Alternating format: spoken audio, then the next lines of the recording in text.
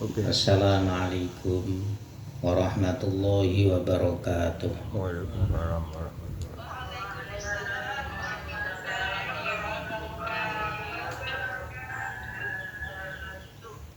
Bismillahirrahmanirrahim. Alhamdulillahirabbil alamin. Wassalatu wassalamu ala asyrafil anbiya wal mursalin Sayyidina Muhammadin wa ala alihi wa ashabihi ajmain. Qala mu'allif rahimahullah, qul ja'al haqq wa zahaqal batil innal batila kana zahuqa. Bismillahirrahmanirrahim. Wa man mata wa qad lazimahu hajjatu fardin jaza likulli ahadin walau kana ajnabiyan wa illam ya'dan lahul warithu ayyahujjaha anhu. Ini nanti ada 3 masalah jikalau orang meninggal dunia. Yang pertama, orang meninggal dunia dia sudah mampu melaksanakan ibadah haji, otomatis hajinya ini adalah fardu. Tapi dia belum melaksanakan ibadah haji. Jadi mampu sebenarnya. Ya mungkin sudah daftar atau belum daftar, hartanya banyak. Rumah punya, mobil punya, tapi belum ibadah haji. Ini namanya mampu. Nah, mestinya wajib ibadah haji, tapi dia belum sampai melaksanakan, meninggal dunia. Maka siapapun, baik itu keluarganya, ahli warisnya atau bukan, dalam arti orang lain, ini diperbolehkan melaksanakan ibadah haji sebagai ganti orang yang meninggal dunia. Jadi sekali lagi, kasusnya orang mati belum melaksanakan ibadah haji, dia mampu, hartanya banyak, ini namanya dia wajib melaksanakan ibadah haji, namanya hajinya fardu. Maka siapapun, sekalipun toh itu bukan ahli waris, dalam arti orang lain, ini boleh melaksanakan ibadah haji sebagai gantinya. Dalam arti hajinya sah, sekalipun ahli waris tidak mengizini, sekalipun orang yang mati tadi tidak wasiat untuk dihajikan. Karena pada dasarnya li'annal hajja wadhifatul umri bihilafi shaumi haitsu la yasihhu anil mayyiti illa biidnin minal qoribi bal yajibu ayyahujja anhu idza kana lahu tirtatun sawangkun kana man yahujju anhu warisan au ajnabiyan. Jadi haji fardu itu karena dia punya harta banyak, andikan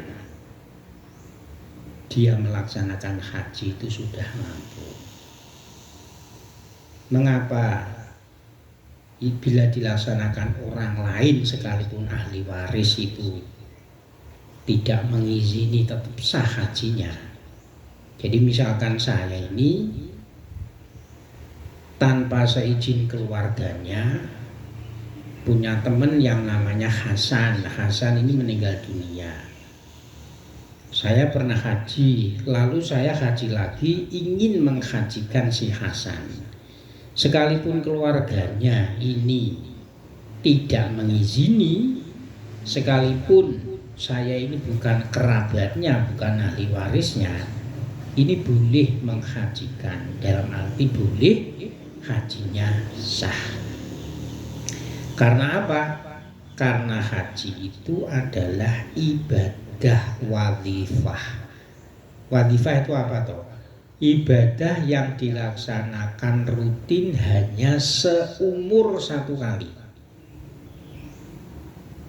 Kalau sholat kan wadhifah yaumiyah, ibadah rutin tiap hari 5 kali. Kalau puasa wadhifah sanawiyah, ibadah rutin tiap tahun, yaitu 1 bulan. Tapi kalau haji ini wadhifatul umri, rutinitas ibadah yang hanya dilaksanakan 1 kali, kewajibannya dalam seumur. Berbeda dengan puasa. Kalau puasa itu wadhifah sanawiyah tiap tahun. Dalam arti bagaimana kalau puasa ini ada orang lain ini istilahnya itu nyauri ini bahasa Indonesianya apa toh? Mengkodoi puasanya seseorang yang sudah meninggal, ini tidak sah kalau kerabatnya tidak mengingini. Jadi harus ada izin dari kerabat. Bahkan ya, kerabat ini wajib menghajikan orang yang meninggal dunia bila yang meninggal dunia itu lahu tirkatun, punya harta warisan atau harta tinggalan. Baik, tadi di depan sudah dikatakan yang menghajikan ini adalah ahli warisnya atau orang lain. Wa illam yuso al mayitu biha ai bihajatin fi hayatihi, sekalipun toh orang yang mati tadi, saya contohkan seperti Hasan tadi, ketika masih hidupnya itu tidak berwasiat untuk dihajikan. Karena apa? Dia mati meninggalkan harta benda banyak, mestinya dia itu sudah wajib melaksanakan haji. Yaitu namanya haji yang fardu, haji yang diwajibkan. Ini nanti ada bedanya juga. Kurban pun juga demikian. Jadi kurban itu kalau dulu orang meninggal sunat, orang meninggal mau dikurbankan, kalau dulu wasiat ya boleh kurbannya dalam arti sah. Tapi kalau tidak wasiat maka tidak sah menjadi sedekah. Atau ini misalkan ini Mbak siapa ini di Taiwan, tiba-tiba saya mengkorbankan di Indonesia tanpa sepengetahuan si izin teman yang ada di Taiwan, ini tidak sah. Dalam arti tidak sah, tidak menjadi ibadah kurban karena tidak memberitahu atau tidak mengizini. Mengapa demikian? Kalau izin itu berarti ada niat, sedangkan orang yang masih hidup itu adalah ahli dalam niat. Berbeda kalau yang mati. Makanya kalau masih hidup ingin dikurbankan harus memberitahu, harus minta izin. Mengapa minta izin? Karena yang masih hidup itu bisa niat. Jadi misalkan saya punya teman ya, kalau yang saya familiar kan Mbak Munawaroh. Mbak Munawaroh itu di Taiwan. Kemudian saya di Indonesia, tiba-tiba saya tuh nyembelih kambing untuk Mbak Munawaroh. Saya tidak memberitahu Mbak Munawaroh atau minta izin Mbak Munawaroh. Maka sembelihan ini tadi yang saya korbankan ini tidak sah menjadi udhiyah. Jadi ini apa? Ya jadi ini sedekah. Mengapa tidak sah? Karena Mbak Munawaroh itu masih hidup dan dia ini ahli untuk niat. maka harus diminta izin atau diberitahu. Yang nomor 2, wa misluhu man mata walam yastati hajatul islami fi hayatihi. Yang nomor 2, ada orang meninggal dunia. Ketika masih hidup dia itu tidak mampu untuk hajatul Islam. Hajatul Islam itu maksudnya gimana tuh Pak Ali? Misalkan dia haji dihajikan orang itu bukan haji fardhu Pak Ali. Karena dia sendiri itu tidak mampu. Bahasanya itu hidupnya untuk makan sehari-hari itu pas-pasan. Ini kan belum, hajinya itu kan belum fardhu. Misalkan dia dihajikan orang, dia orang dihajikan, ya hajinya wajib sudah gugur. Tapi namanya bukan haji fardu, tapi hajatul Islam di sini namanya gitu. Jadi ada orang mati, ketika hidupnya itu dia memang belum mampu untuk melaksanakan ibadah haji. Walam yastati hajatul Islam fi hayatihi, memang tidak punya harta benda. Mati pun walam yatruk tilkatan, dan dia tidak meninggalkan harta benda sama sekali. Nah, ini ya, bila ada orang mati kasusnya yang nomor 2 seperti ini, bal sunnah lil warisi ya, wal ajnabiyyi wa ilam ya'dzan lahul warisu ayu adiyan sukahu. Hanya ahli waris atau orang lain ini sunnah untuk menghajikan, bila mampu tentu, sekalipun toh ahli warisnya itu tidak mengizini. Jadi sama seperti di atas. Seperti di atas itu mampu, ya mampu, tapi belum sampai melaksanakan ibadah haji, mati. Nah ini ahli warisnya ini, misalkan melaksanakan ibadah haji atau orang lain sekalipun tidak diizini ahli warisnya, ini sah. Yang nomor 2 ini, orang mati tapi tidak mampu, tidak meninggalkan harta benda sama sekali. Nah ini sunnah bagi ahli warisnya yang mampu atau orang lain yang mampu, sekalipun ahli warisnya itu tidak mengizini, boleh dalam arti sah untuk menghajikan orang yang mati tersebut. Ini yang nomor 2. Mengapa boleh dan itu sah? Li'anal hajja asbahu bidaini, karena haji itu menyerupai hutang. Nah hutang itu kudu dibayar, kudu dikodok. Bila fisomi beda dengan puasa. Kalau puasa itu harus ada izin, labuda min idnihi. Kalau puasa itu kita mau mengkodoi harus minta izin ahli waris. Mengapa demikian? Li'annau ibadatun badaniyatun mahdun, karena puasanya adalah ibadah badaniyah murni. Kalau haji itu kan rata-rata itu juga boleh digantikan.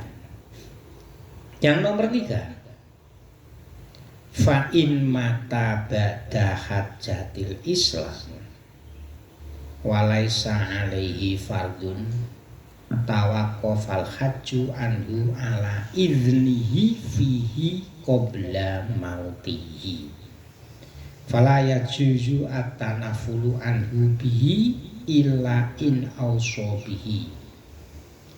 Yang nomor 3, ada orang mati, ya, fa in mata ba'da hajatil Islam, dia mati, tapi setelah melaksanakan haji. Hajinya ini tidak fardu, dalam arti haji tidak fardu, mungkin dia tidak mampu, tapi dikajeake wong liya atau keluarganya. Walaisa alaihi fardun, wong dia itu memang tidak mampu, ini dikai hadiah anake apa sedulure ya siapa apapun lah. Dia jane ra ndek bondo apa-apa. Sepeda motor kuwi gak duwe ya apa meneh ke daftane haji. Ini namanya hajatul Islam. Dia tidak fardu belum gugur. Maksudnya itu tidak wajib. Tapi nek wis nglaksanakke haji ya gugur. Ini namanya hajatul Islam. Nah, orang sudah melaksanakan haji. Ya sudah, berarti hajatnya tuh ya misalkan ada orang lain ingin menghajikan lagi, maka itu harus sesuai dengan izinnya orang yang mati tadi. Sebelum mati, sumber sama tak kajeke ya, misalkan gitu. Maka tidak berbolehkan. Berarti mau haji ini loh Pak. Sampean meninggal dunia, tapi sampean wis tau nglaksanakke haji. Ning hajine sampean itu dikai wong krono sampean jane nanti duit. Namanya hajatul Islam. Dan ini sampean ini urung wajib fardu, urung wajib haji itu loh. Ning ana sing haji iki. Terus ana wong seperti saya mau menghajikan sampean juga. Ini namanya haji yang kedua ini kan sunnah, tidak wajib. Berarti haji ini fardu sampean wis gugur gitu loh. Karena yang pertama tadi, loh saya itu kok pengen menghajikan sampean. Ya, pengen menghajikan sampean berarti haji ini sampean ini adalah haji sunnah. Maka saya itu harus minta izin ning sampean sebelum mati. Sampeyan sampean nek itu tak kajeke, Pak nggih. Dene sampean niku kok wis urip kemudian Pak sampean tak kajeke ya ora iso. Masalahnya apa sampean itu fisiknya mampu. Tidak boleh sampean tak kajeke. Harus melaksanakan sendiri. Jadi sampean sudah haji pertama ya dikajeke wong, berarti fardune wis gugur. Terus sampean masih hidup. Terus kula izin ngene sampean Pak, sampean tak kajeke ya saiki ya. Padahal sampean sore. Ini tidak bisa. Karena masih sehat. Lah, kudune misalkan saya itu boleh paling besok sampean kalau sudah meninggal dunia tak kajeke ya. Lah ini nek sampean ngomong meni iya. Ya berarti saya bisa melaksanakan ibadah haji. Ini haji niki wis sunah. Tapi sampai nek orang ngidini utawa orang yang maksiat, dipun bajin benjing kula nek sedo nek sampean kersa nggih sampean hajiaken. Lha ini namanya wasiat atau ngidini. Ini boleh. Nek sampean orang ngidini, wah mboten usah mawon kula pisan pun cukup misalkan. Misalkan saya tuh maksa pengen ngajeki sampean to, hajiku iku ora sah kanggo sampean tapi saya kangge kula dhewe. Jadi fala ya juzu atanafulu anhu bi illa in ausobihi. Jadi tidak bisa saya melaksanakan haji sampeyan itu padahal sampean orang ini sampean ora wasiat ketika sugeng, ini tidak jadi. Dalam arti ibadah sing dadi ngene kula mboten Pak Ali. Tapi kalau menurut Abu Hanifah, mazhab Abu Hanifah ini diperbolehkan. Mbuh Pak Ali ngizini utawa ora, biyen wasiat utawa ora, ini kalau menurut Imam Hanafi itu diperbolehkan. Tapi wata juzu an-niyabatu anin nusuki tatawu kama fi niyabati anil mayiti idza usobihi. Tapi kalau hanya ibadah-ibadahnya itu apa itu namanya ibadah yang sunnah itu diperbolehkan. Bismillahirrahmanirrahim. Yang berikutnya, wala yasihu al-hajju anil hayyi illa idza kana ma'duban aido ifan zaminan la harokata lahu aulam yasbut alal markubi wa adina fihi liman yaf'aluhu anhu. Ini kasus yang nomor 4. Ada orang masih hidup. Ini wala yasihu al-hajju anil hayyi idza kana madhuban. orang yang masih hidup ini dihajikan tidak sah. Jadi misalkan ini Pak Ali masih hidup, boh Pak Ali mampu tegesi uangnya itu banyak atau tidak. Saya pernah haji pengen ngajeki Pak Ali, ini tidak sah. Krono apa? Secara fisik Pak Ali sehat, normal. Ya ini aku pengen kaji ini didaftarke kon lakoni di dewi.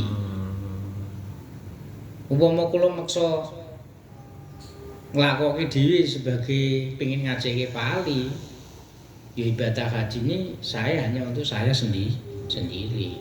Misalkan Pak Ali itu mampu punya harta banyak, hajinya belum gugur, kewajiban dalam arti rukun Islam yang nomor 5 itu belum gugur. Kecuali orang yang masih hidup tadi itu dalam keadaan kondisi fisik lemah, ma'dzub. Ya kemarin kan sudah saya katakan haji badal itu ada 2 macam, satu amanah, nomor 2 itu ma'dzub. Amanah itu menggantikan orang yang sudah meninggal. Kalau ma'dzub itu adalah orang yang masih hidup tapi tidak mampu sama sekali. Tidak mampu sama sekali itu apa? Fisiknya itu, ma'dzubnya itu adalah lemah, jaminan lumpuh. Ya sekarang itu stroke utawa wis lara jeru, lara jantung wis ra iso mlaku tekan ngendi-ngendi ra kuat. Dan tidak bisa diharapkan kesembuhannya. Jadi kalau sekarang itu namanya ma'dzub ya stroke itu. Baido Ivan lemah, jaminan lumpuh, lahar kata tidak bisa bergerak. Dalam arti tidak bisa bergerak karena melakukan kangelan. Aulam yasbut alal markubi, dan ketika naik kendaraan itu tidak, bahasanya ora betah, ora iso anteng. Jadi berarti boleh kalau ada orang stroke, orang yang sudah sakit parah, dalam arti kelihatannya tuh kesembuhannya tuh tidak bisa diharapkan, ini boleh dibadalkan haji. Lah hajinya itu namanya haji ma'dzub. Ini masih hidup, tapi kalau saya sehat meger-meger dihaji walaupun ini tidak sah. Nah, kaji yang ma'dzub ini syaratnya itu harus mengidini. Jadi mane Pak Ali wis ra iso apa-apa tak hajeki. Pak Ali sampean tak hajeki nggih, Pak Ali kudu ngidini nggih.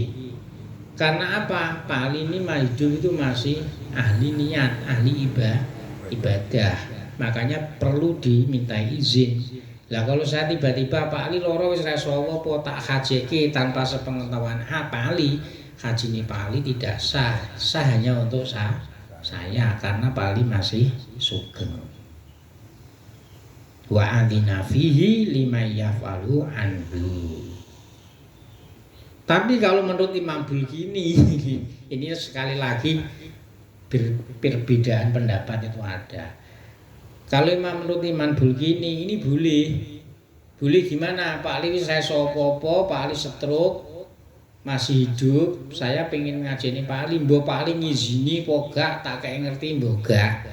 Ini ngajeni Pak Ali tetap sah. Ini kalau menurut Imam Bulkini.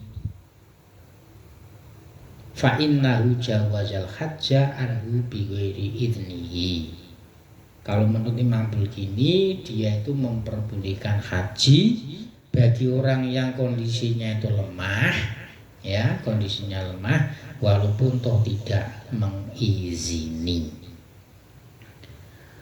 Wala yasihu ihramus shaghiri al mumayyizi sawa'un kana raqiqan aw ghairihi illa bi idzni walihi min abin summa jadin summa wasiyin summa hakimin aw qayyimin fala yasihu ihramus shaghiri bila idni sayyidihi fil anti awalihi fil quli al mu'tamad. khilafan lil qulubi kadza qala syarqawi wa yubashiru a'mala bi nafsihi wa yuktabu lahu sawabu dzalika wa la yushtaratu al ilmu fi ghairil ihrami. Jadi yang berikutnya kasus yang nomor 4, yang nomor 5 yaitu ada anak kecil. Ya, anak kecil yang sudah mumayyiz. Mumayyiz itu apa ya? Mendekati dewasa. Kalau sekarang itu seperti anak saya umur 5 tahun itu kan masih kecil. Kelas 5. Masih kecil tapi sebenarnya piye ya nyatane wis ngerti jajan. Ngerti mangkat renang dewi, iso numpak sepeda motor, itu namanya mumayyiz. Nah, ini ihramnya ini tidak sah kalau tidak diizini walinya. Dalam arti diizini itu dibimbing. Mergo anak kecil itu kadang-kadang ibadahnya itu belum sempurna. Illa biizni walihi. Lah walinya itu siapa? Kalau punya ayah ya ayah, kalau tidak punya ya mbah, kalau tidak punya ya ahli warisi, ya mungkin ibuke, kakake, adike. Nek orang duweni keluarga ya hakim. Hakim itu ya berarti kalau sekarang itu pegawai KUA. Auqoyimin itu yang dipasrahi, mungkin keluarga atau tetangga yang dipasrahi itu harus diizini. Oleh karena itu ihramnya anak kecil, kalau dia itu hamba itu harus seizin sayyidnya, kalau dia itu orang yang merdeka harus seizin walinya. Kalau menurut Imam Qultubi, ya ini Qultubi malih, itu tidak masalah. Dalam arti tidak masalah, tetap sah walaupun tidak diizini. Ini kalau menurut Imam Qultubi. Dan anak kecil ini toh yubashiru, melakukan, asalnya maknanya itu menandangi, melakukan amal-amal ibadah haji itu dengan sendirinya, dan dia tetap dicatat mendapatkan pahala ibadah haji. Kemudian kalau masalah selain ihram kan berarti kalau mbalang jumroh kan orang kudu nganggo ihram to wali. Ya. Sembalang jumroh yang pertama ya, yang kedua kan mboten perlu nganggo ihram. Itu kan gue ihram toh. Itu dia melakukan tidak disyaratkan harus izinnya wali. Jadi misalkan dia berani berangkat sendiri, ya berangkat sendiri. Jadi wala istaratul idnu fi ghairil ihrami wa wil mumayyiz min shagirin wa majnunin dunal mumaleh. Tapi kalau yang tidak benar ya mungkin orang anak gila atau ayanan, kalau itu terlalu kecil baru umur 5 tahun atau 6 tahun ya ini haram, walinya itu mengizini melakukan sendiri, itu haram, harus dibantu oleh walinya atau orang tuanya atau yang dipasrahinya. Begitu juga ibadah hajinya itu belum gugur karena dia itu belum dewasa. Cuman ganjarannya tetap wayuk tabu lahu sawabu dzalika. Pahalanya itu tetap dicatat walaupun anak kecil, tapi anak kecil syaratnya yang sudah mumayyiz. Demikian, semoga bermanfaat. Al-Fatihah.